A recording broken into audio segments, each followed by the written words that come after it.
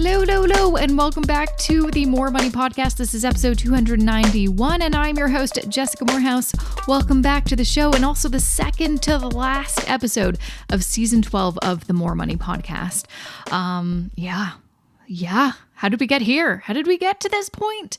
Well, we're going to end this season with a bang with one amazing guest, and then I've got a solo episode for you tomorrow. But for today, I am interviewing Allison Baggerly from Inspired Budget. You can find her at inspiredbudget.com, or how I think I first found out about her was her Instagram. I love her Instagram. So Allison is a blogger, influencer, and founder of Inspired Budget. She also now has a podcast, which I feel like she did not have when I made this recording, though she actually does have a podcast before she launched her own podcast called Inspired Budget.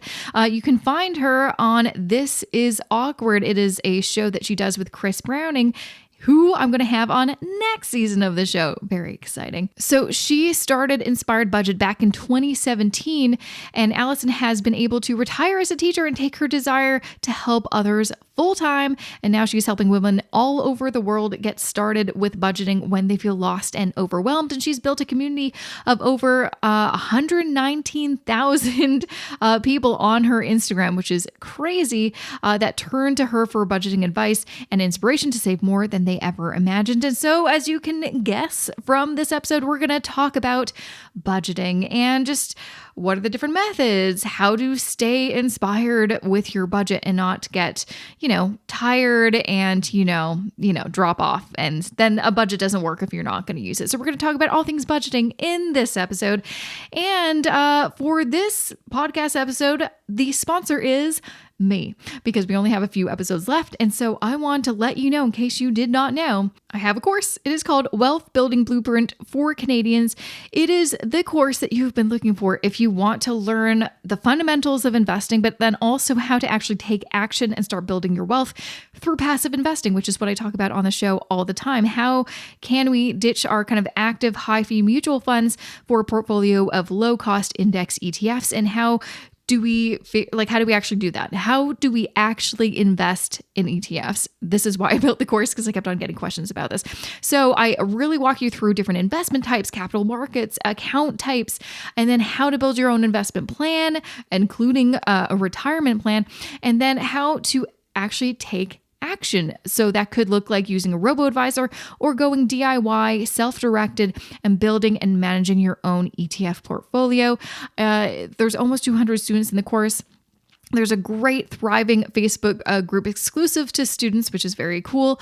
I do live bi-weekly Q&A calls, so you do get access to me, and you can ask me whatever the heck you want, which is, pretty special. And, you can find more information at jessicamorehouse.com/WBB, including a bunch of testimonials from current students. But there's so much in this course, I don't even have enough time to share with you, but there's over 15 different worksheets and spreadsheets. There's mini lessons and video tutorials to show you how to actually do this stuff. I have an exclusive expert interview video series with some top investment professionals from Tangerine, Wealthsimple, Just Wealth, Questrade, BMO, ETFs, and more. And we talk specific about platforms and products. You also get access to future updates and new lessons. And I'm always kind of making updates or putting brand new lessons in the course to make it the best course that exists. And also the best part, you get lifetime access. And I will be raising the price on this. So this is the time to really take advantage. And also, what else are you going to be doing this summer? Why not take a course to, get your stuff together and start investing? So again, you can find it at jessicamorehouse.com/WBB, but you can also find a link to it in the show notes for this episode, jessicamorehouse.com/291. Okay, so let's get to that interview with Allison about budgeting. Welcome to the More Money Podcast, Allison. I'm so excited to have you on the show. Oh, Jessica, I'm so happy to be here. Thank you for having me. You're so welcome. So you have, the huge kind of platform Inspired Budget with a huge Instagram followership, which is so exciting. Huge community, I'd rather say, because I feel like that's really what it is. Mm-hmm. I feel like, and that's kind of interesting. I feel like Instagram has evolved in terms of like the personal finance space, which I think is really cool, that, there's some pages where it's just, they got stuff going on and maybe they have, followers and whatnot. But then there's some people who I love to follow and they've got like communities, and you could tell because it's like the same people coming back and, commenting, and they share the same hashtags. And it just feels like it's a safe space for people to actually just like go on their app and feel like they're part of something, to help them on their like either debt repayment journey or, starting to budget, which is great because I feel like back in the day when I first started blogging, there really wasn't a space, like that. I guess there's sort of Facebook, I guess. Twitter, it's not the same. No. So Instagram, I feel like, is where a lot of those kind of online communities for people that need that kind of daily dose of motivation. So, and you clearly are saying some, things that are really hitting people because you have over 100,000 people in your Instagram. So you're saying something that people are really connecting to. So I'm so excited to have you on the show. Before we kind of dive deep into some topics I really want to discuss, you have such an interesting story that kind of boggles my mind. So you personally started budgeting 9+ years ago in 2011, and you had $111,000 in debt. Can you explain what was the debt? Was that part mortgage or was that just consumer debt? Oh, I wish I could say it was part mortgage, but it was student loans and car loans. So we were looking at consumer debt, and that was with my husband combined. So I had a car loan. We paid off his car note. I think he had like $4,000 left back in 2010. Just happened to do it before we realized, oh my gosh, everything is crazy, but we, that we're overwhelmed. But we did that, and it was mostly student loans. Just paying for college can get really expensive, and we were two teachers. So, we're not making a ton of money. I think whenever we were first married jointly, like I think we were making $85,000, which is, not bad. But whenever you have your car payments, you have these student loan payments, our minimum debt payments, not including our mortgage, was over $1,400 a month. Wow. And on two teacher salaries, that's hard. That is really hard to do. And then we got pregnant on our honeymoon. So, oh, wow. Get out. That never happens. I know. So we got we got married, we got pregnant on our honeymoon, and we had just bought on our honeymoon as well, like part of a timeshare. And I remember thinking like, this is stupid. Why are we doing this? Something's off. And I think that was like, I was pregnant and didn't know it yet. I'm like, oh my gosh. Yeah. And so we ended up coming back from our honeymoon, finding out I was pregnant, freaking out, thinking, how much is daycare? We cannot afford to make daycare payments with all of our bills, with the way we were living. So we basically had this goal. We were like, okay, we have 9 months to free up $800 a month cash flow in our budget every month. Like, we have to do this. There was no way I could afford to no longer work. And so that's when our budgeting journey came. And when we were looking at how do we free this up, it came down to, okay, well, let's get rid of one of my smaller student loans. That payment is, $130 a month. And let's start getting rid of some of these loans to free up cash flow. So that way we could have a place for our baby to go while we were working all the time. So that sounds simple enough, but how did you do that? You already said it was like, you had so many financial obligations on, some tight salaries. How were you able to kind of pivot and focus like, okay, we're going to pay off this so we can free up that cash flow? Was there new income coming in? Did you cut back, in other places? Right. No, we had no new income coming in. It was just two teacher salaries. We did like little side jobs along the way, but that was actually after my first son was born that we took on, little side hustles here and there. Like, my husband's a band director, and so he had to go on these trips with the band. So he drove the bus, and he would get $50 every time he drove the bus. So he would sometimes go 2 times in a weekend. And that's $100. But really, for us, it looked like taking back ownership and control of our money. We were spending. I love to spend money. I'm a spender at heart. Who doesn't? And so it and I still do. Like, yes, I've come to learn how to save more and enjoy the saving process as well. But I had to take ownership of my habits and look at how my habits were hurting us, not helping us. And so when I was able to look at my habits and my spending patterns, I was able to create these boundaries in place so that I could still spend some, but not everything like I was before. And we just came up with plans. We knew that food was one of our biggest expenses. So we cut back on food, cut back on eating out. Spending was one of our biggest expenses. We became very creative when it came to buying baby supplies at very inexpensive rates because we knew that we needed to free up this money.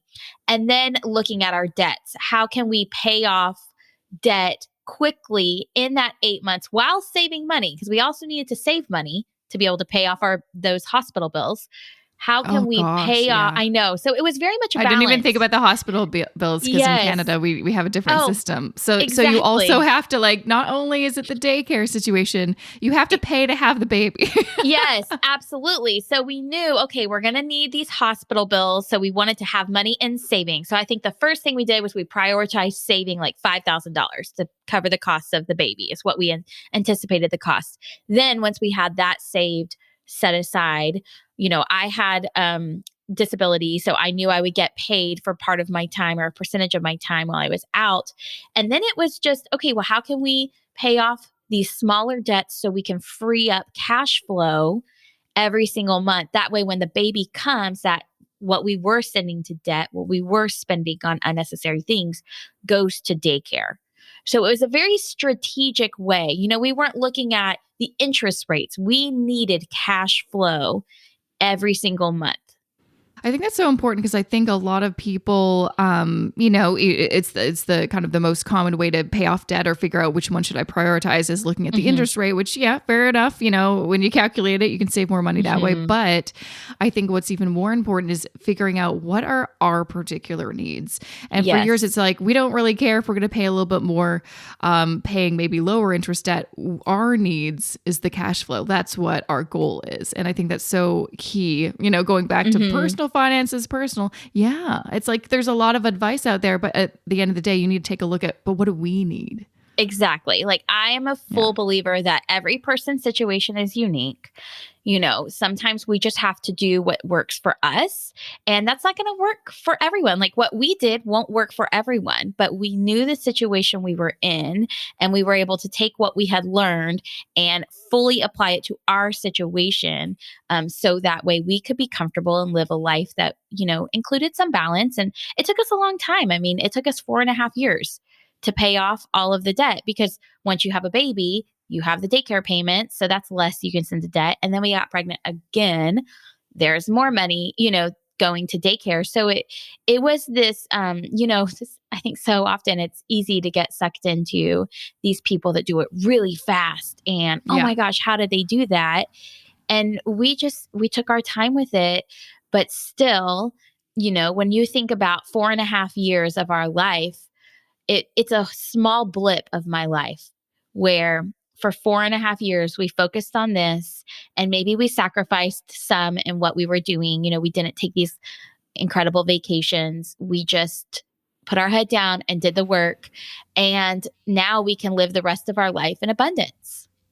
I'm curious because, yeah, I see those headlines all the time, or, there's Mhm. all those splashy stories of, yeah, people paying off debt in ridiculous amounts of time. And Mhm. I get it because it can seem like, oh, wow, it's possible. But for me, I Right. know, and, talking to a lot of people, it can also feel demotivating because you're like, there's no way on earth I can achieve that. So I can never try. I'm not even going to bother. I'm not even going to try. I'm going to kind of Yeah. keep my head in the sand. So I think that's really important that you said it's like we did the timeline again that made sense for us. And I think I've been Mhm. telling people so much, especially during the pandemic where we're all online all the time. It's like Mhm. you really need to just have like eyes on your own paper, focus on you and stop focusing so much on other people's journeys because we don't really know all the information and it's probably not helping you. It's hindering you. Yes. And when we were going through this was 2011 through, 2016. So Instagram was around. I remember Instagram was around, but there weren't all of these like debt payoff Instagram people. I wasn't following any of these finance people. I think that it's definitely grown over time. And there wasn't a lot for me to look at. Like in terms of motivation, there were times I was really unmotivated. I Mm-hmm. could care less about paying Mm-hmm. off debt. And so I had to seek out creative ways, listen to podcasts, read books, try to find forums online of people doing this. And it was hard to find motivation. However, I also wasn't seeing everyone else doing it and maybe feeling like I'm not keeping up and feeling like, I didn't see that where I can see people might struggle with that now. I didn't have that battle to face, but I had trouble finding ways to stay motivated because people just weren't talking about it back then. Yeah. I know that's the other thing, I guess. There's kind of two sides of it. You can Mhm. feel demotivated because you see people spending money and you're like, oh gosh, I wish I could do that. And then you might feel demotivated when you see people, just like running towards their goals and achieving things so much quicker than you. So Yeah. again, it's like there's always going to be something. So it's so important to find what works for you in terms of motivation. And Mhm. you've given some great advice. So as part of, I guess, so you became debt free and you started Yes. your blog, The Inspired Budget, in 2017. What was kind of Mhm. the goal with that you wanted to kind of maybe be that source of motivation for others where maybe they couldn't find it otherwise? Yeah, I was an elementary teacher for 10 years. I was teaching third grade, fourth grade, fifth grade. I was very good at my job. I was a very good teacher. I had this skill set, this talent. And during our debt payoff process, during when we first started budgeting and really just taking back that control, I never thought I would enjoy it. I always thought I'm going to budget for this time, and Yeah. once we're debt free, I'm never budgeting again. Budgets can like I'm not going to do it. This is not for me. I just need to do it for this time, right? It was like Hmm. it was like I was ready to give it up before I had even started. But it's so funny how when you're doing something for so long, it becomes part of you, right? It's like it became my identity to have control over my money. That became part of my identity. And I didn't expect for me to become very passionate about it. And as a teacher, I always knew there's something else I need to be doing. I don't know what it is. I can't put my finger on it. And I remember I would stay up until like 3 o'clock in the morning searching online for jobs. Like, what is it that I need to be doing? I don't necessarily want to go back to school, but I know I need to be doing something different. I can't figure out what it is. And it wasn't until we became debt free and I continued to talk about budgeting. I continued to share that passion with others that my cousin in law was like, Allison, like, we're done hearing about it. We don't want to we don't want to hear about you like coming every holiday to grandma's house talking about this. And I'm like, "What? What do you mean you don't want to hear about it?" And she said, "You need to take this to a different audience because we're done Yeah. hearing about what you are like about budgeting and saving money and building wealth. Like we're done hearing you talk about that, but other people need to hear it." And so she encouraged me to start an online business. And yeah, so it was really born out of like this passion for personal finances, this skill set for teaching. And I needed someone else to be like, hey, this could be a thing. This could be a thing you do. And at the time, I didn't know that other people did this. I had no idea that this was being done. And it wasn't until she said this that I started searching online and finding other people, who were running their own business, helping others. And I thought, okay, let me get started with this. And it started with, a website that I would stay up in the summer times until like 3 o'clock in the morning working on, and an Etsy shop. That's what it Yeah. started with, and an Yeah. Instagram. Yeah. Yeah. Yeah. Yeah. Well, you clearly figured out the formula because you haven't, 2017 doesn't seem too long ago Mhm. and you have such a broad reach now. So clearly, and I mean, I think what you do have that a lot of other kind of personal finance influencers don't have is like you have that teaching background. So it's, educating others is so natural to you. Whereas I think a lot of us started in a place where we were just talking at like we just started a blog to kind of track our own Mhm. journeys or talk about ourselves and our experiences. So to have that skill set where you can talk to your audience Mhm. directly and know how to educate them in different ways, I think is so special. Yeah. And that's definitely like every time I get to do like a live training or, teach in my membership, like you're right. It is just something I do naturally and it's fun to me.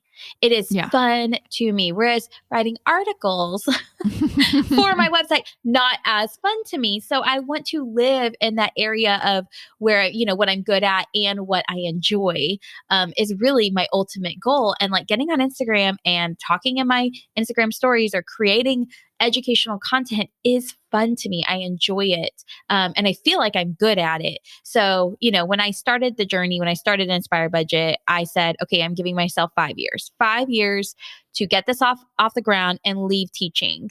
Um, because, it really took a toll on me. It took a toll on my marriage. It took Oh, a toll yeah. on my family. It was a lot of work. I was going to work every morning from 6:45 to 4:30 at school. And then I'd come home and make dinner and then, work from 7 to 11. And it was a lot. Wow. And so it got to a point where I was like, okay, I can't do both anymore.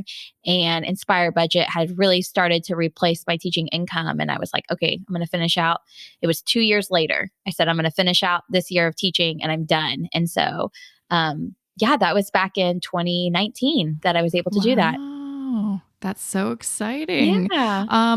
So tell me, because I know, I read your website and you talk a lot about who you want to help. And you talk Yes. a lot about fear, how people have this fear of budgeting or fear of looking at their spending and their income or just getting started. So that must be a common theme you see with your audience and people that you work with. Let's talk about that a little bit. Why do you feel like that comes about? You've kind of probably talked to so many people about their kind of feelings and emotions about money. Why do you think fear is so prevalent?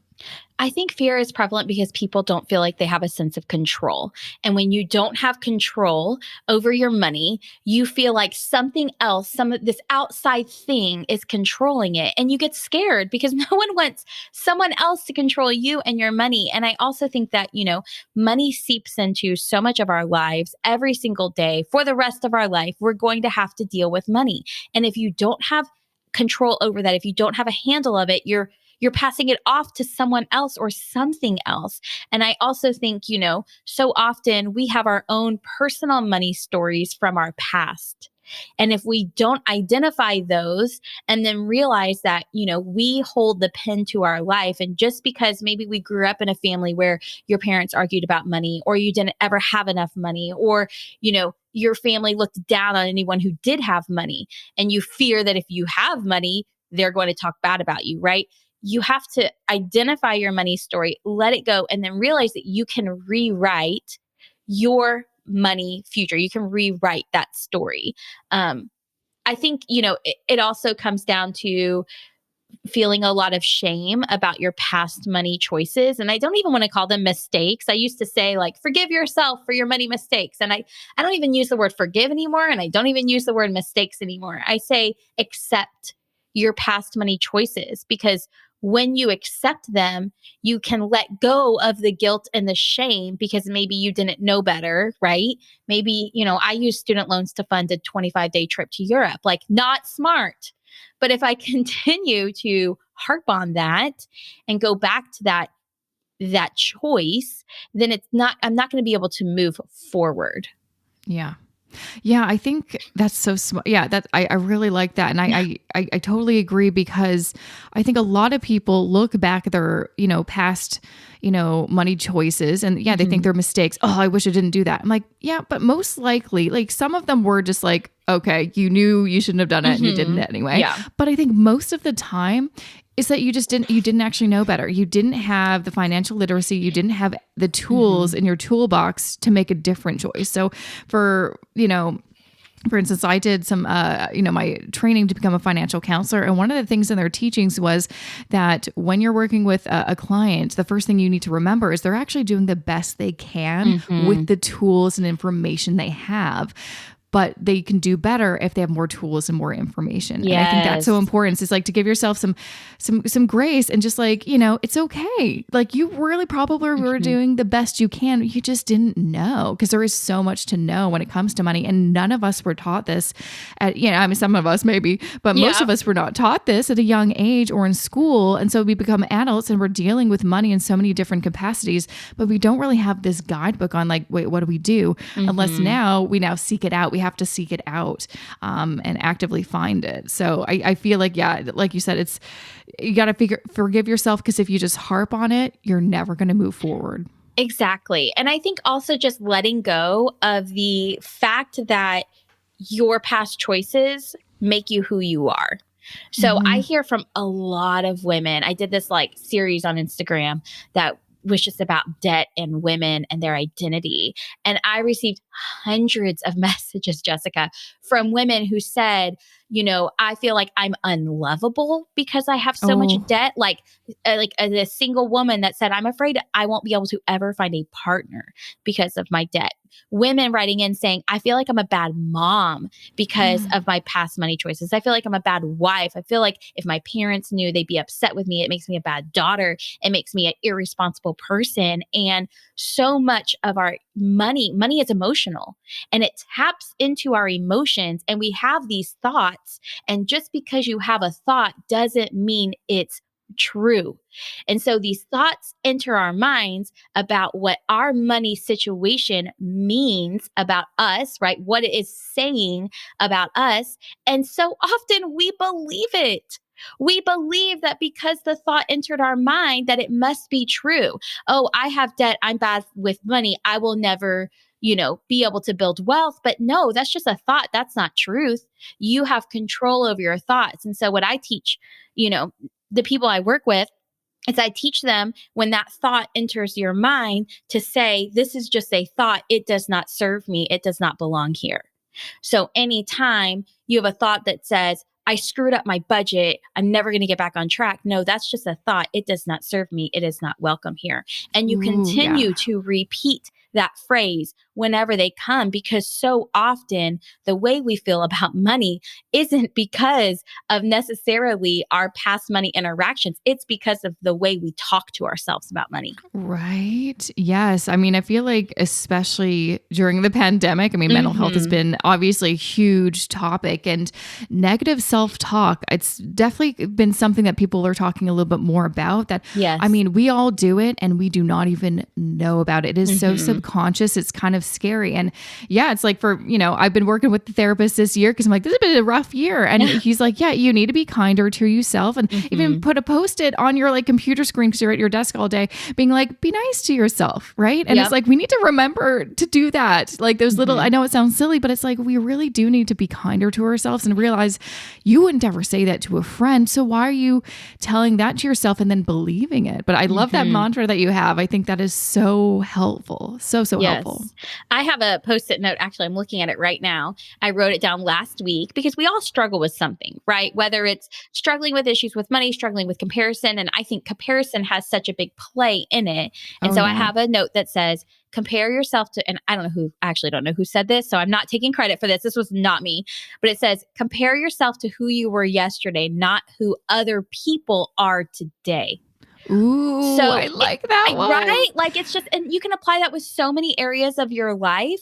But if you're working on changing the way you're talking to yourself about money, you're working on your debt, you're working on investing, you're working on whatever with Instagram, with social media, it's so easy to feel behind because you are comparing yourself to who other people are today instead of who you were yesterday. So I even have to remind myself that as a business owner, that I'm Hmm. not competing. I don't need to be comparing myself to another business owner because I don't know what they've been through. I don't know how long they've been working, but as long as I'm doing better than I was yesterday Hmm. or last week or last month or last year, as long as I'm learning and I'm growing, I'm moving in the right direction. Exactly. Exactly. Hmm. So, we've talked a little bit about budgeting. I was on your website and you have a shop page with like the envelopes. Do you have a specific strategy, or are there a couple different ways that you teach other people to budget? Because I know when you really dive deep into the world of Hmm. budgeting, it seems like everyone has a slightly different process. So what kind of works for you, or what do you kind of share with people to get them on track? So I actually have a success path that people follow where we start with, to get us from, my goal is to take specifically women from feeling confused, stressed, overwhelmed with their money, feeling like they have no control. Basically, how I felt in 2011. This is like what I wish I had in 2011, taking you from feeling that way to feeling confident and successful with your money and feeling like you have complete control, and which leads to peace, right? Which Hmm. leads to like feeling like no matter what happens, you know the steps you need to take to move forward. So we start with looking at our goals, identifying our dreams, dreaming big unapologetically, and knowing that those dreams are possible for us, and then taking you through the path of how to budget. We talked about how every person's like paying off debt journey is unique, how you need to make it work for you.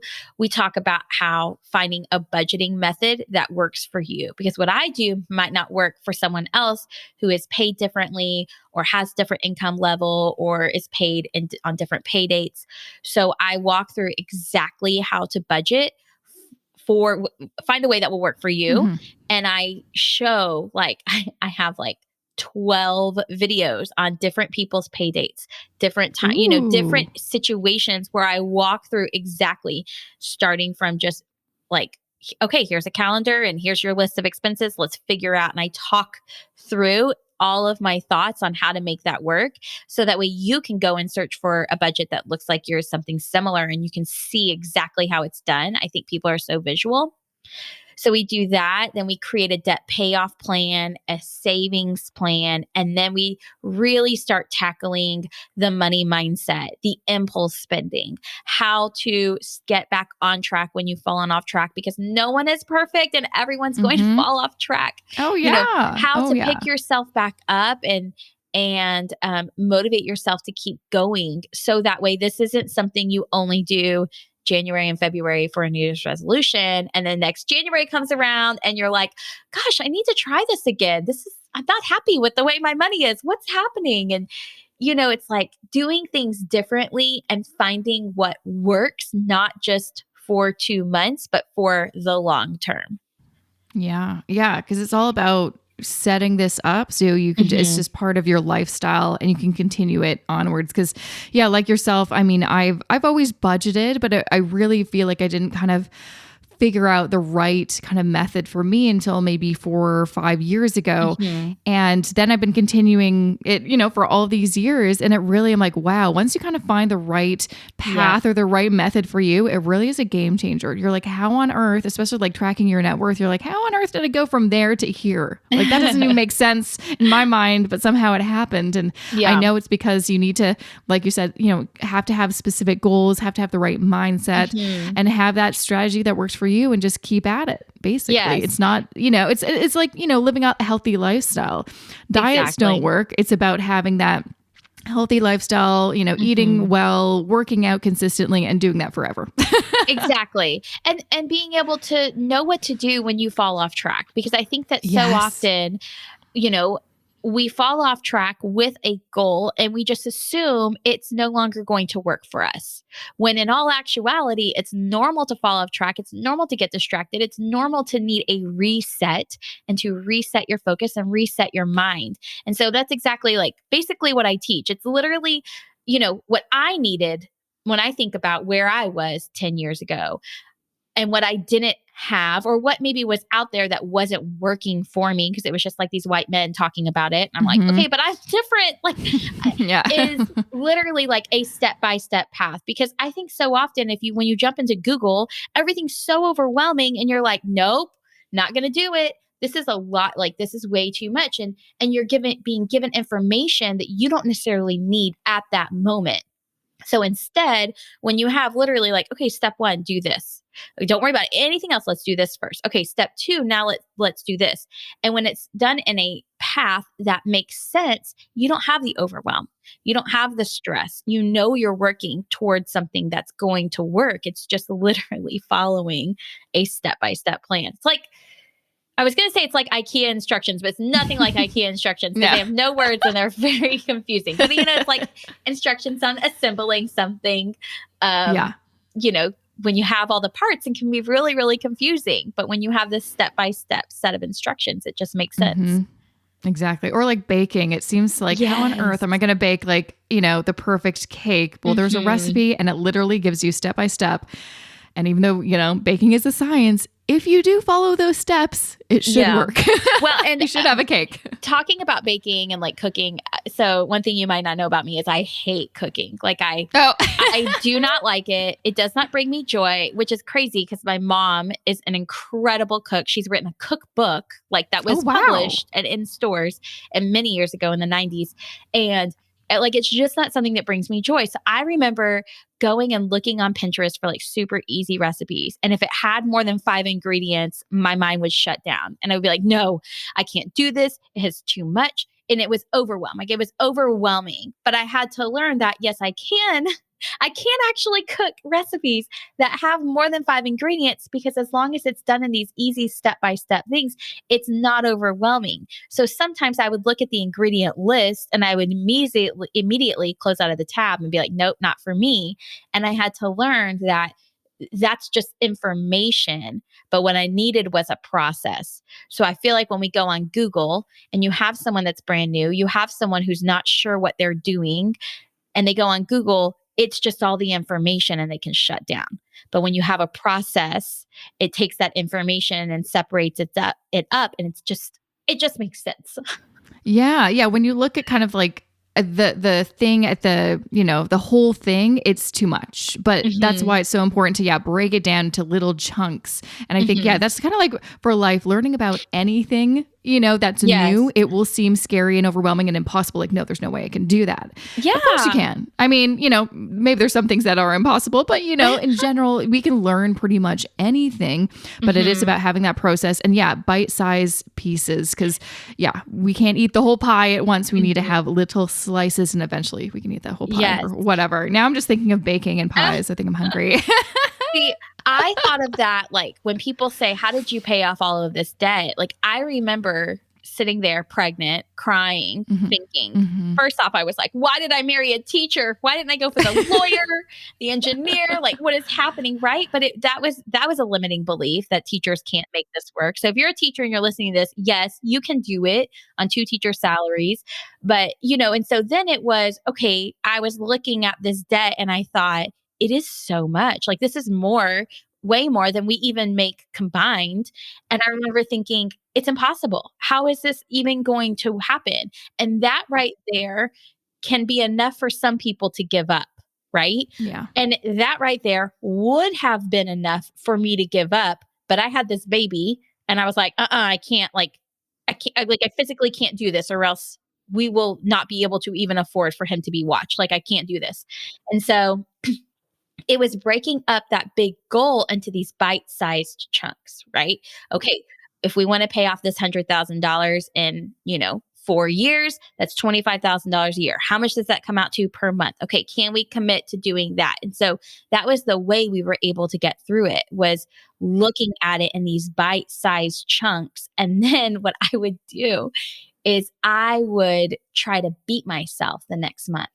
So if I put $1,500 to debt, I would say, I'm going to do 1,600. I'm going to beat October in November, and I would find ways to stay motivated and break it down into these bite-sized chunks. That way, looking at the entire picture was not paralyzing. And I guess too, because you kind of mentioned it, figuring out your really kind of deep seated why. So for you, Mhm. it was your family. Yes.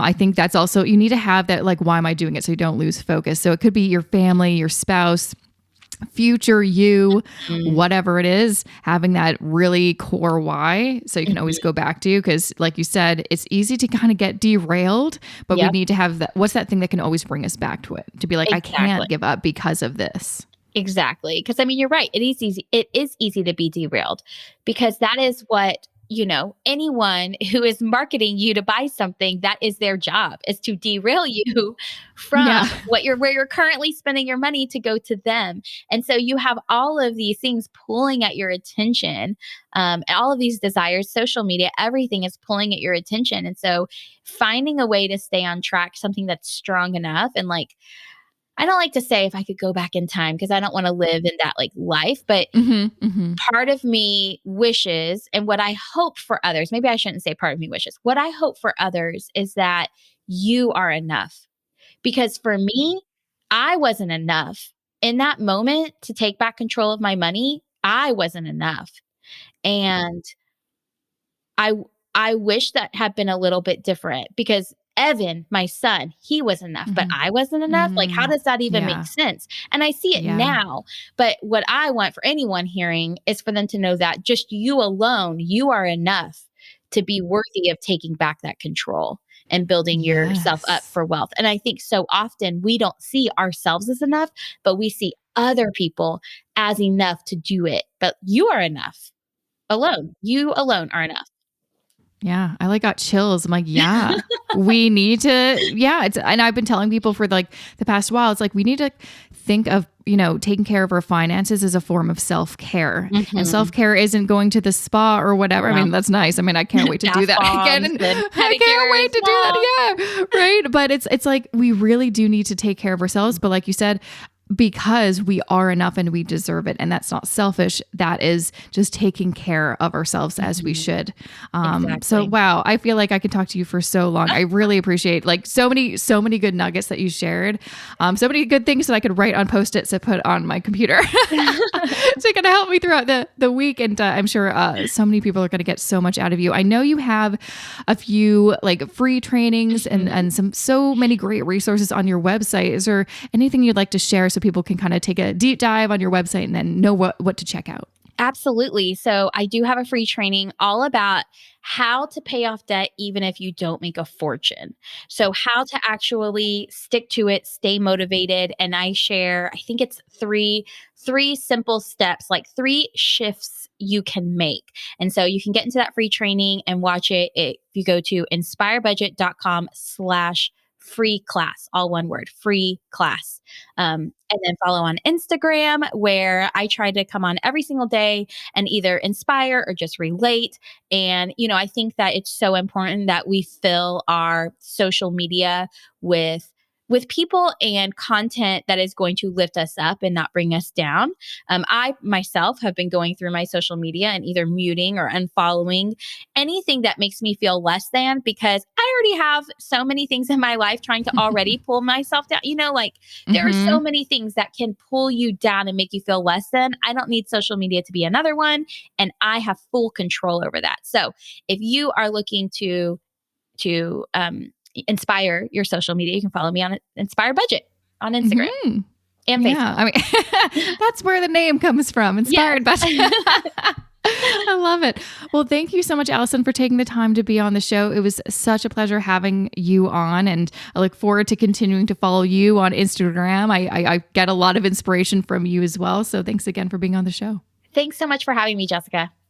And that was episode 291 with Allison Baggerly from Inspired Budget. Make sure to check out her website, inspiredbudget.com. You can follow her on Twitter at inspired_budget and on Instagram, where again, I'm a big fan of her Instagram at Inspired Budget. I will, of course, link to all of her different social media handles in the show notes for this episode, jessicamorehouse.com/291. And also, she has some great resources on her website, including a free training on how to pay off debt when you don't make a fortune. So definitely check that out. Okay, so what else do we got? Oh yeah, also don't forget she has a couple podcasts. So she co-hosts the This Is Awkward podcast with Chris Browning, which I love that podcast. But also she has a podcast called Inspired Budget. So if you liked this episode, make sure to subscribe and check out her podcast. Okay, so since this is like the second to last episode, oh my gosh, I can't believe that.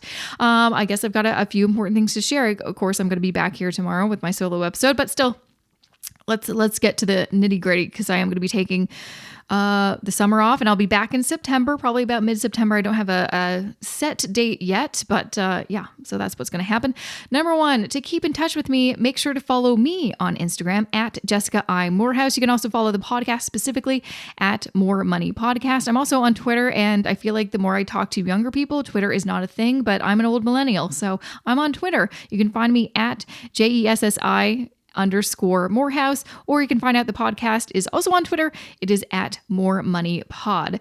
A few things I want to share that you may not be aware of. So I have a website, jessicamorehouse.com. There's a shop page. It has a bunch of amazing budget spreadsheets. There's a link to my course on there. Oh yes, I should mention my course, Wealth Building Blueprint for Canadians. Make sure to check it out if you want to learn investing and be part of an active community of people that are taking control of their retirement savings and their other investment goals, and actually taking action, ditching their high fee mutual funds for a portfolio of low cost index ETFs like I talk about all the time on the show.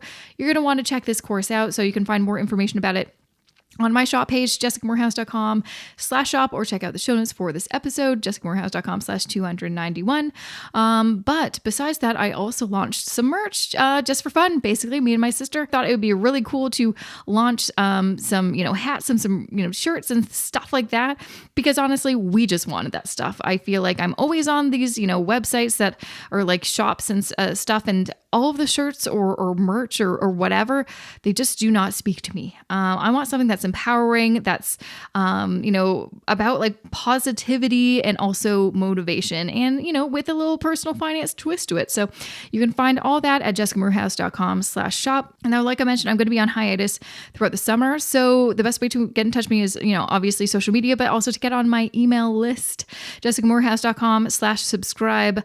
I also forgot to mention, I am giving away a ton of books, and this is kind of the last week. I'm probably gonna wrap it up sometime next week. So take advantage. Enter to win. jessicamorehouse.com/contest. Also linked to it in the show notes for this episode. But I'm giving away 13 different books. So get on it. Get on it. You have a good chance of winning because there's so many books I'm giving away. And also, I don't think you may not know this, but I personally mail you the book, and I put a little, fancy personalized note in there from me. So, check it out. Enter to win one of the books. What else do we have here? I feel like I'm just like spewing everything, I'm like telling you everything because I'm going to go, I'm going to go soon and I won't be able to speak with you for so long. But I feel like those are kind of the key things for the moment, but I'm going to be back here tomorrow. Okay. I'm going to be back here tomorrow. You're not going to want to miss that episode. You're not going to want to listen to that episode. You're not going to want to miss that episode because it is just me talking with you one-on-one. And I love a good solo episode, and I haven't done one for like over a year. And you know what? A lot has happened. We need a good catch up, don't we? We really do. So as always, big thank you and shout out to my podcast editor, Matt Rideout. And to you, my wonderful podcast listener, thank you so much for supporting the show in all 291 episodes. I can't believe it. So I'll be back here tomorrow with a final episode for season 12 of the show. And I can't wait to see you then.